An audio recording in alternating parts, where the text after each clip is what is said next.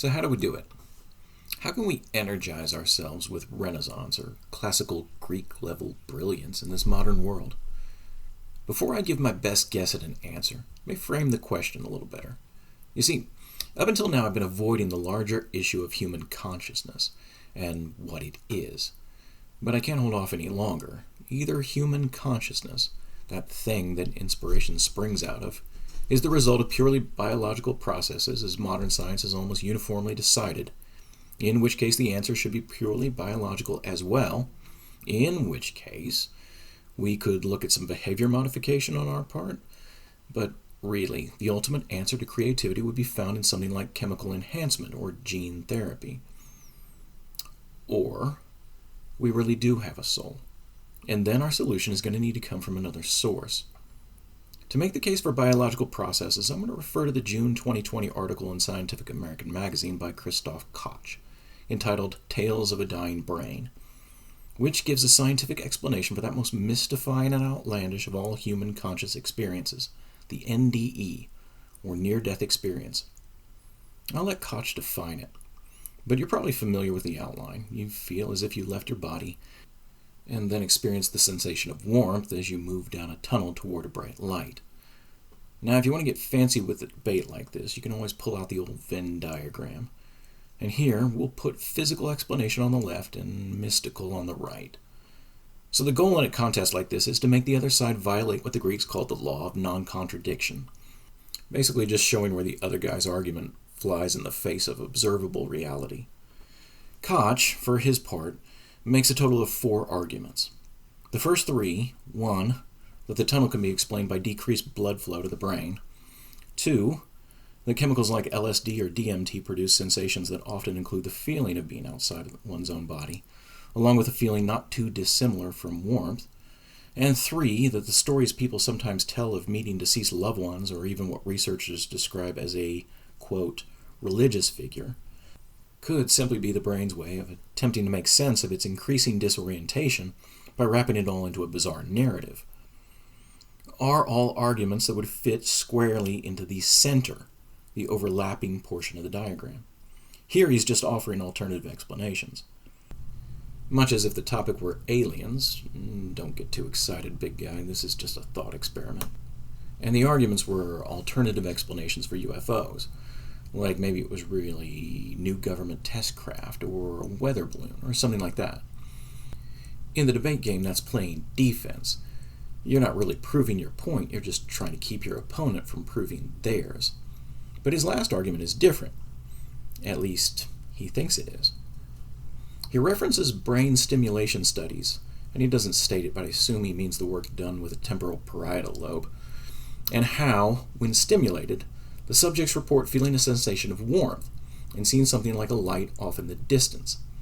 And then he concludes this argument with a statement that since this is biological, NDEs likely are too. There's just one little problem with this. Why? Think about it. At the most, it offers yet another alternative explanation, as in, so maybe this portion of the brain is being stimulated somehow at the time of death, which gives the person having that NDE those sensations. Alright, maybe. But the fact that those researchers were able to cause that effect doesn't get their side any closer to winning the argument. As we just said, the earlier mentioned hallucinations were caused by the LSD, and even that NDE is caused by the stoppage of the person's heart and the loss of all bodily functions. Nobody's arguing that NDEs don't begin with a physical event. Of course they do.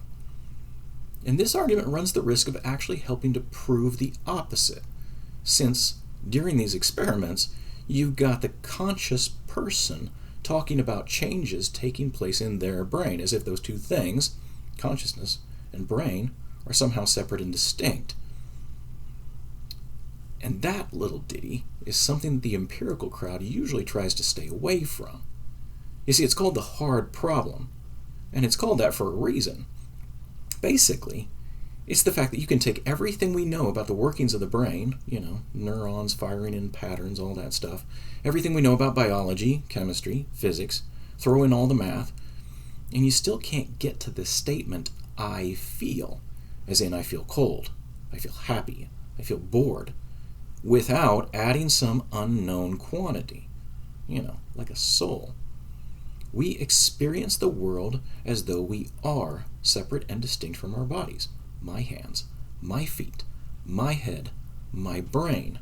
Not me, mine. As though I know that I'm a distinct entity from my brain cells. Now don't get me wrong, Koch is in a tough spot here. To prove his point, he'd have to do something called proving a negative, which you really can't do. It'd be like trying to prove that there's no alien life anywhere in the universe. How could you ever be certain? But you could move in that direction. For instance, the no aliens crowd likes to point to SETI, and that we've never found any of the pattern signals in space that one would expect if another advanced civilization were out there. Or have we? And for Koch, the same thing would hold true if he could point to NDEs starting out as a narrative, but then becoming increasingly disjointed as more and more of the brain's regions went offline. Except, that's not what happens. In fact, it's the exact opposite. NDEs start out at their most disjointed, with a ringing of the ears at the moment of death, then coalesce into an experience that, almost without exception, people describe not as dreamlike or even as memory-like, but as being even more real, more substantial than their everyday lives. And these experiences are very specific. I understand that Koch wants to keep sitting at the cool kids' table and keep his spot on the Scientific American's board of advisors. But he had to be very selective when he reported both the elements of what he was calling an NDE and the various testimonials he included, all of which only described the out-of-body experience, and only in the vaguest of terms. Otherwise, it would have been hard for him to maintain the ruse that he wasn't arguing against the evidence. Do a YouTube search on NDEs and click on a couple. See what they say. Do those sound like they could be the product of a dying brain? This one has a nice synopsis of some of the evidence. Listen to the experience of the girl who'd been blind since birth, looking down and seeing her own body for the first time, and try and square that with purely physical causes.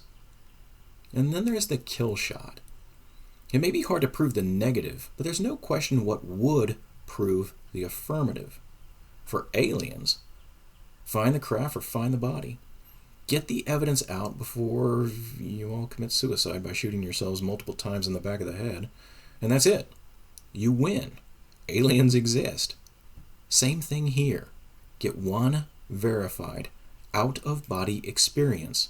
In other words, show real proof that a person possessed consciousness apart from their body, and that's it. Humans have a soul. There's no other explanation. And it's not one. It's thousands.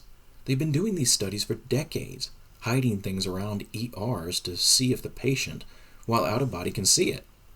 My wife's naturopath had one of these back in the 70s. Someone had written, "Have a nice trip," on top of the cabinets.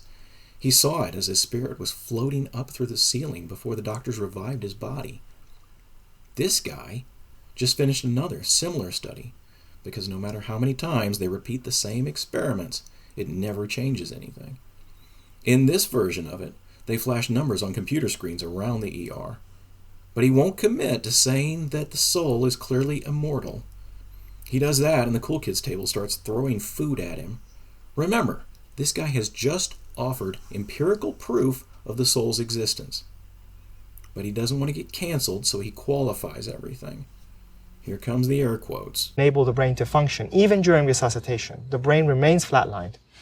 And so, what happens? Well, certainly there is life after death for a period of time. No, it's all nonsense. You have a soul. The evidence shows this to be true.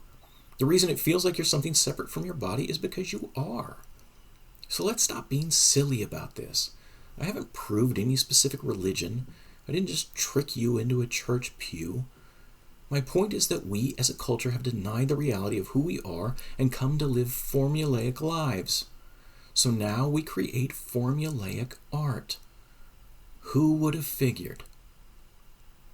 So how do we get out of this? How do we reignite our creative furnace? I'm going to put this into 3 categories.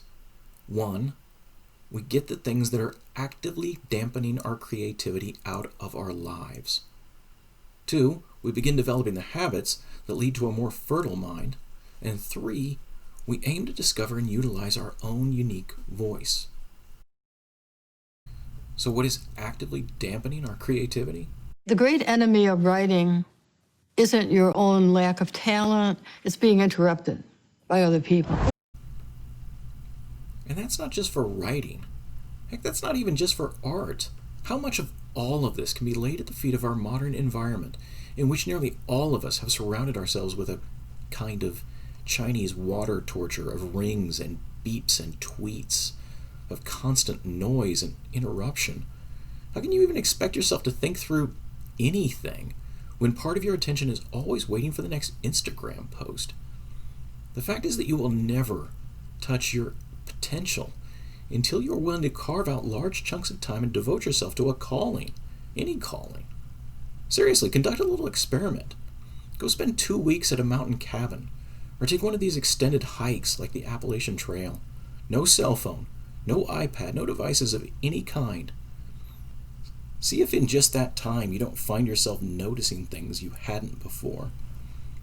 Looking at your surroundings and pondering your place in it. You know, that thing that people used to do up until just a few years ago. See if you don't find yourself thinking thoughts you hadn't before. Solving problems you couldn't before. Not to mention getting actual sleep and, dreaming again. Pull that thorn out of your paw, and you might be ready to start making changes in other areas of your life. Think about those classic rockers from the last video. They started making great music, then what happened? The drugs, the alcohol, the broken marriages. I'm thinking maybe he was a little tough to work with at that point. Oh, and speaking of creative types going all nuts with things like drugs, this might be a good moment to mention the little shortcut to transcendent creativity that for so many becomes a pitfall, that being hallucinogenics. I'm not going to go into detail here because, you see, this one boils down to what is a specific religious question. I'm trying to avoid those at the moment. But the question becomes, is the organizing principle of the universe a benevolent entity? No, really, I'm serious. That's what it comes to. You see, if it isn't, then chemical intervention makes a lot of sense. Why shouldn't I just leave my body whenever I want, see the other side, become one with the universe? But if the organizing principle of the universe is let's just say it, a personal God, then doing that potentially becomes kind of like a one-night stand, an attempt at intimacy that winds up just polluting the relationship. And if this organizing principle is personal and all, then you might be better served letting your spiritual journey happen at a more natural pace and according to that being's schedule, not trying to force it, even at the microdose level. Philip K. Dick, the guy who wrote things like Blade Runner and Total Recall, is one of my favorite authors. And altered states of consciousness from his many drug experiences is what gave him most of his ideas. I read almost everything he ever wrote, including his 1,000-page-long exegesis. And I love him as a writer, but that exegesis makes it clear that he was not well at the end of his life. Tripping. I was with 3 friends, we were driving in the middle of nowhere. My friend was like, oh, Netflix has a documentary with lots of famous people telling their hallucinogenic stories. It was made recently, and still more than one of the people telling those stories have died since its making. Take that little piece of advice for what it's worth.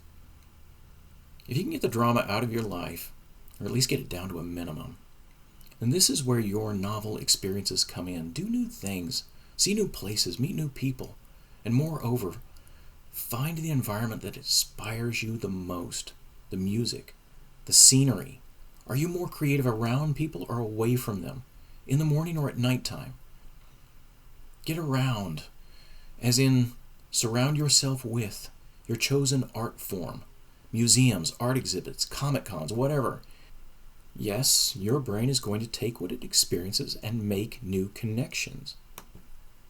But your brain is going to do it in a way that no one else's will. At some point I'm going to make this its own video, but for now I'm just going to talk about the very beginning of how you find your own creative voice. All communication patients are down. The government is silent. We don't know who or what is causing this. Nothing happened the way it was supposed to happen. 7 billion people on Earth when the infection hit. There was so much chaos after the outbreak. Nothing happened the way it was supposed to happen. My recommendation is to start with something that you're already doing. Consume and critique media. Just be more intentional about it. Take movies, for example. What do you like? And how would you change them to make them better? Think this through. How would you fix a movie that had potential but didn't realize it? Think about a handful of these and then notice the similarities. Are you focusing on the relationships? The way the action is rendered, do you tend to make them darker or more comedic? Find the pattern here and voila, you have found your style, at least the very beginnings of it. Then, write your own outline for a script that incorporates those fixes. Make things that are uniquely yours, and that's where the joy comes in. That's when you'll find yourself wanting to get away from the electronic noise and to do it more and more. And that's when, for you, the sky will start to light up again. This is David Reignite from The Bunker. Hit like and subscribe and click the notification bell and we'll try and put out at least one video a week. Also, our pandemic horror series, The Holocaust Engine, is available September 14th. Link for pre-order down below.